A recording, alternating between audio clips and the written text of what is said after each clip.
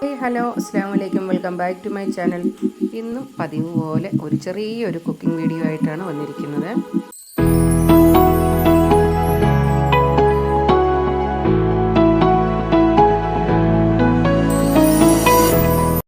പൊടികളെല്ലാം നല്ലോണം ചൂടാക്കിയിട്ട് ഇറച്ചിക്കകത്തോട്ടിട്ട് പിന്നെ അതിൻ്റെ കൂടെ ഇഞ്ചി വെളുത്തുള്ളി പേസ്റ്റ്, മല്ലിയില, പുതിനയില, സവോള, പച്ചമുളക്, കരിവേപ്പില ഇതെല്ലാം ഇട്ടു. ആ സമയം കുക്കറിലോട്ട് വെച്ചു. ഇനി ഈ സമയം കൊണ്ട് നമുക്ക് ഉച്ചയ്ക്കത്തേന് കറികൾ ഉണ്ടാക്കുന്ന കൂടെ ഒരു അച്ചാറോടെ ഇടാമെന്ന് ഓർത്തു. അപ്പോൾ ഇവിടെ വന്നപ്പോൾ ഒരു മാങ്ങ തന്നെ ഉണ്ട്, ഒരു 3/4 കിലോളം. എന്നാൽ അത് അച്ചാറിടാനായിട്ട് അച്ചാർ പൊടിയൊന്നുമില്ല എങ്കിലും മുളക് പൊടി, മഞ്ഞൾപ്പൊടി, പിന്നെ കായപ്പൊടി അങ്ങനെയൊക്കെ ഇട്ട് നമുക്ക് തൽക്കാലം ഒരു തട്ടിക്കൂട്ട് അച്ചാർ 2 ദിവസം കാണും. അപ്പോൾ 2 ദിവസം നമുക്ക് കൂട്ടാവില്ല എന്നോർത്താണ്. അപ്പോൾ തട്ടിക്കൂട്ടാണെങ്കിലും കുഴപ്പമില്ല, കടയിൽ നിന്ന് വാങ്ങിച്ച് തിന്നണ്ടല്ലോ എന്നോർത്താണ്. അത് നമുക്ക് വീട്ടിലെ പോലെ സൗകര്യങ്ങളൊക്കെ കുറവാണെങ്കിലും ഉള്ള സൗകര്യത്തിൽ നമ്മളിതൊക്കെ ചെയ്യുന്നത്. അപ്പോൾ ആ സമയം കൊണ്ട് നമ്മുടെ ബീഫ് കറി ഞാൻ കുക്കറിൽ നിന്നും മാറ്റി ചെരുവത്തിലേക്ക് ആക്കിയിട്ടുണ്ട്. കുക്കറിൻ്റെ അകത്തുനിന്ന് അരപ്പൊക്കെ വെളിയിലോട്ട് വരാൻ തുടങ്ങി.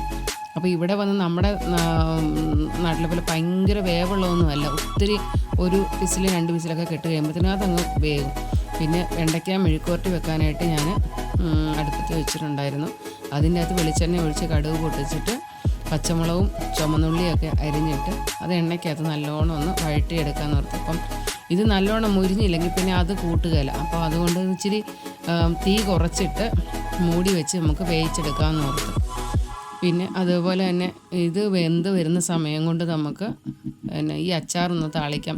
അപ്പോൾ ഞാൻ ആദ്യം തന്നെ ഈ അച്ചാറിനകത്ത് മുളക് പൊടിയും പിന്നെ കായപ്പൊടി, ഉപ്പ്, ശകലം മഞ്ഞപ്പൊടിയും കൂടെ ഇട്ട് പുരട്ടി വെച്ചിട്ടുണ്ടായിരുന്നു.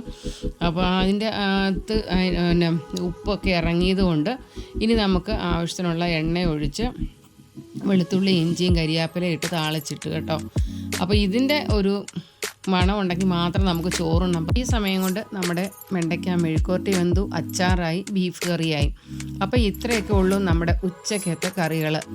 അപ്പം ഇത്രയേ ഉള്ളൂ ഇന്നത്തെ വീഡിയോ. നിങ്ങൾക്ക് ഈ വീഡിയോ ഇഷ്ടപ്പെട്ടെങ്കിൽ ലൈക്ക് ചെയ്യാനും ഷെയർ ചെയ്യാനും സബ്സ്ക്രൈബ് ചെയ്യാനും മറക്കല്ലേ. ബൈ. അസ്സലാമു അലൈക്കും വറഹ്മത്തുള്ളാഹി വബറകാതുഹു.